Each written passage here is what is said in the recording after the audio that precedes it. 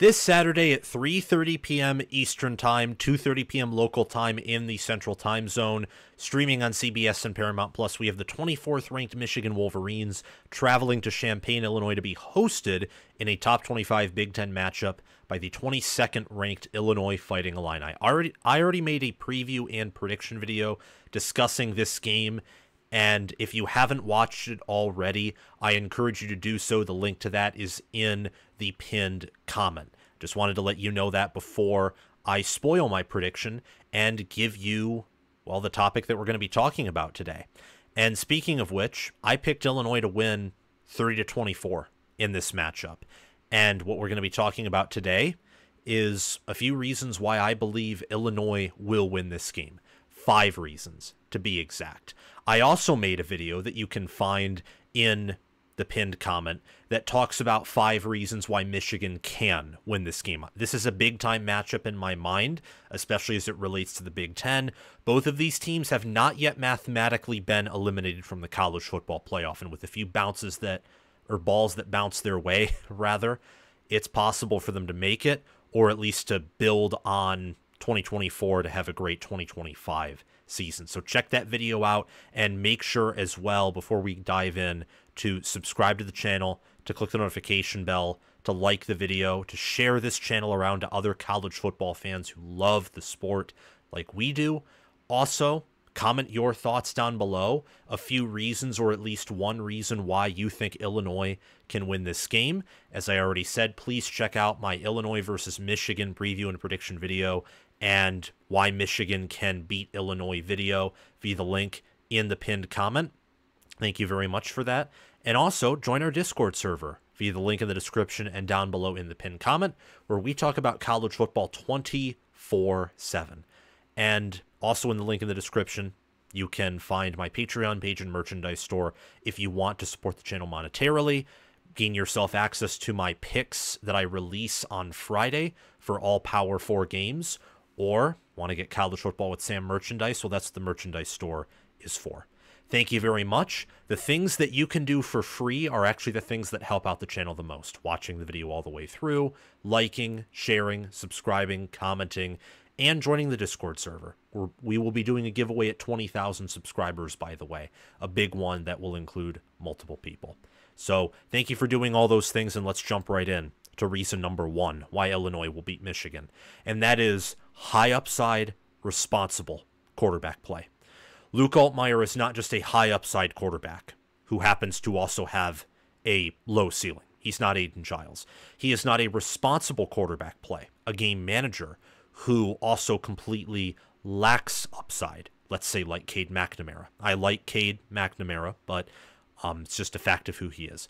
Altmaier has the combination of both of those worlds. He has Cade McNamara's floor with the ceiling of an Aiden Giles. Maybe not that high, and maybe not that high of a floor either, but he's one of the better quarterbacks right now in the Big Ten.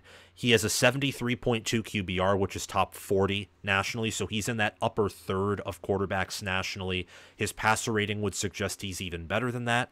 He has made 111 completions on 164 attempts for 1,426 passing yards, 14 touchdowns to 1 interception. It's one of the best, if not the best, TD to INT ratio nationally. And he basically won Illinois their game against Purdue when Purdue mounted that massive comeback and Illinois managed to hold on and win by a point, specifically 50-49 in overtime.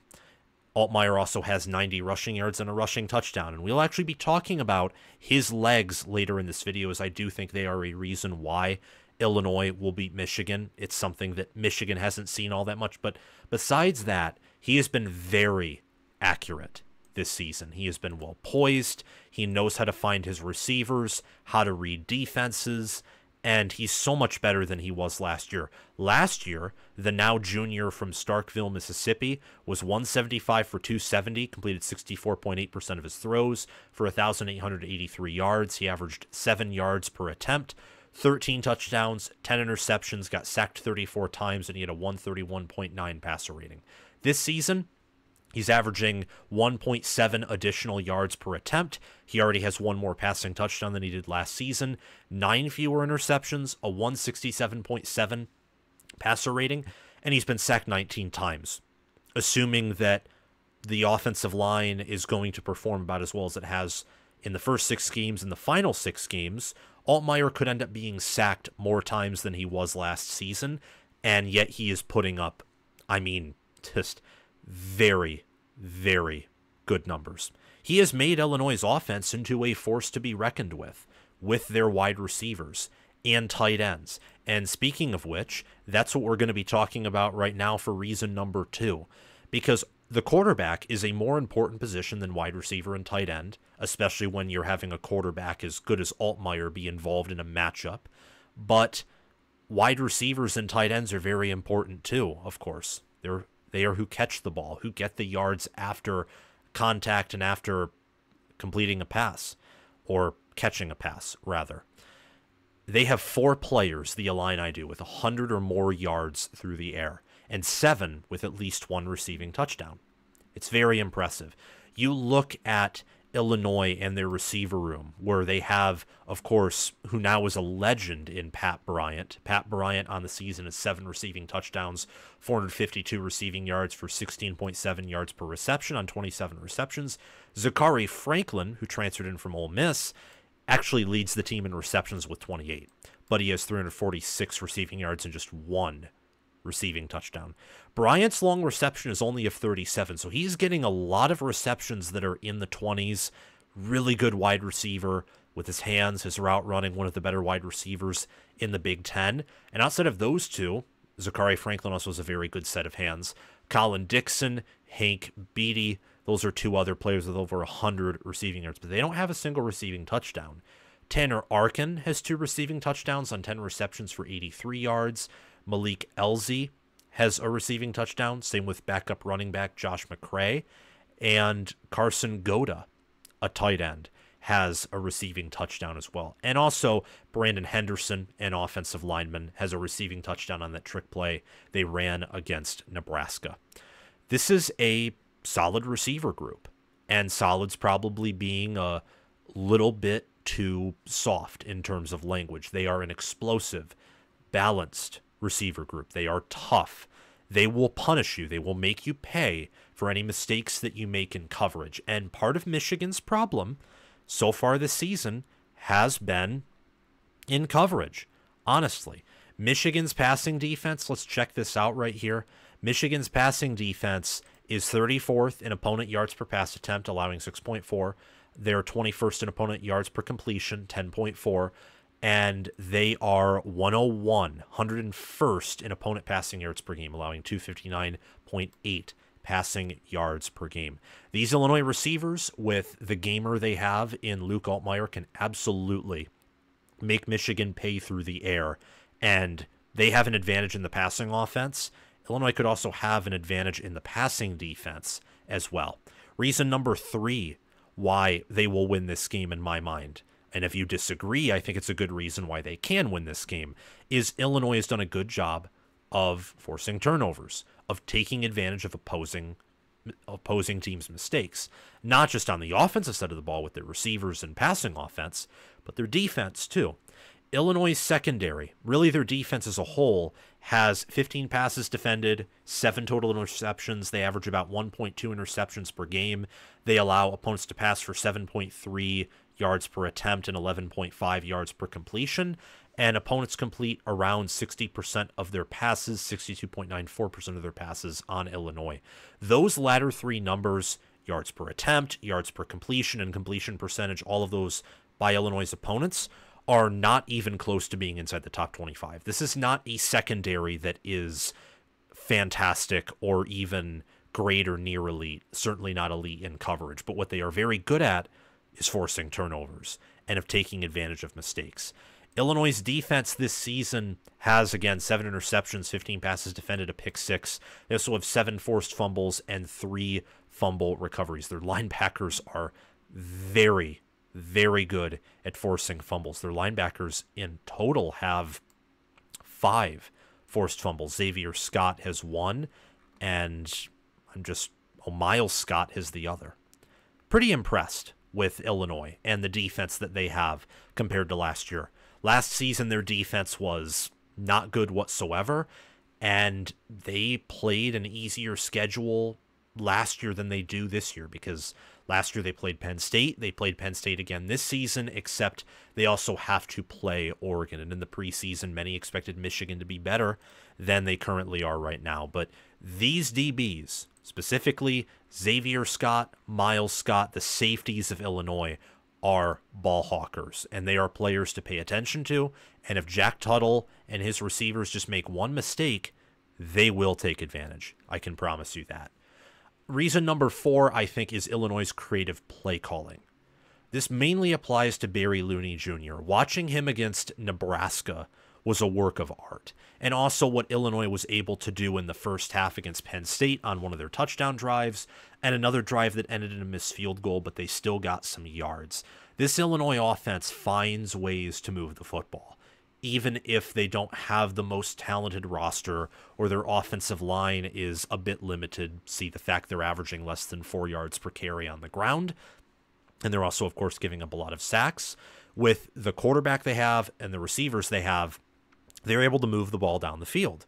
And they're able to wreak havoc, typically in the passing offense. And I think a lot of it is due to creative play calling. You know, using motion, using tight ends, even using trick plays, doing everything, and then some. Barry Looney Jr. has revolutionized Illinois' offense. And right now, Luke Altmaier is by far Brett Bielema's best quarterback in his tenure at Illinois.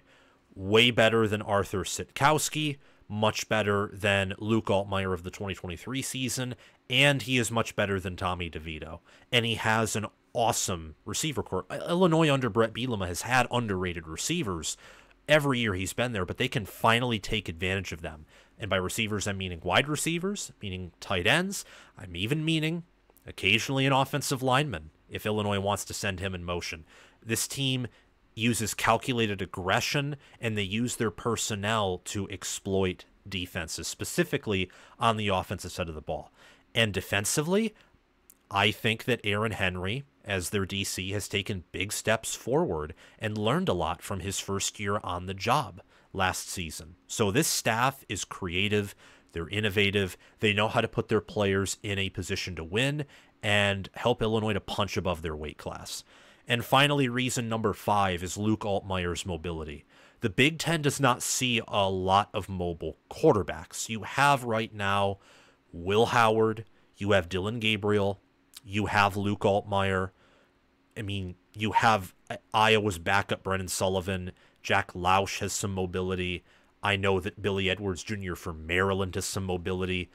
Orji does, but he's more of a running quarterback than just a typical quarterback.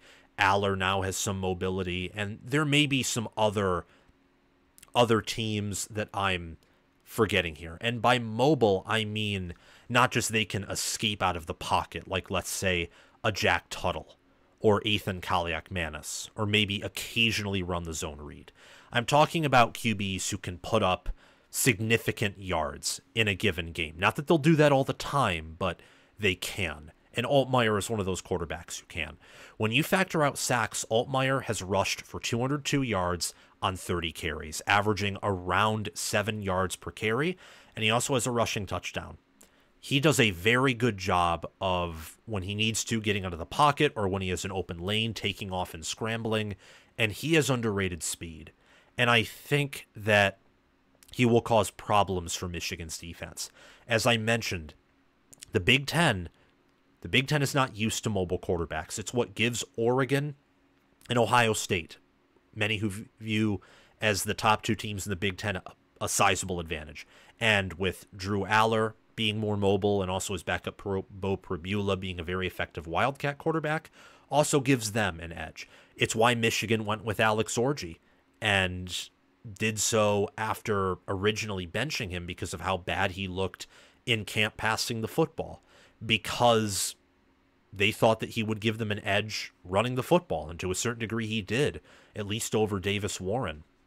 But Illinois has both an effective passing offense and a good enough run offense as well that adding in Altmaier's mobility can be very confusing if properly utilized against Michigan's defense. I don't know how Michigan is going to counter Altmaier's mobility.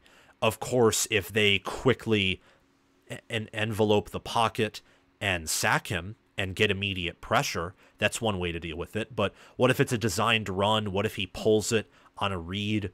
Or what if he does escape the pocket and is able to scamper? I don't exactly know how Michigan is going to counter that because Altmaier is the most mobile quarterback that Michigan has seen all season long at the Power 4 level. I say that because Arkansas State had some mobile quarterbacks, but they didn't exactly use them. And that is something to, I think, keep an eye on. I think it's a big reason why, it's reason number 5, but still a big reason why Illinois will win this game, is they can use his mobility as a wrinkle. And imagine all the things that they can call branching off of Altmaier's mobility if they use it enough. That's it for today's video. Thank you so much for watching. Remember to like, subscribe, hit the notification bell, and comment your thoughts down below. Thanks to Crash2488, Brasco Rascal, Connor Little OH for being Heisman members of my Patreon page. Thanks to Chris Lane, Ismar, Tyler Nigel, and Kush for being All-American members. And thanks to John Lynn, Roaming Gnome, Matthew Sale, Austin Christmas, Joshua Jorgensen, and Will Loftus for being All-Conference members. Make sure to check out my Patreon page, merchandise store, and Discord server via the link in the description or down below in the pinned comment. Thank you very much. Have a great day, and go Fighting Illini.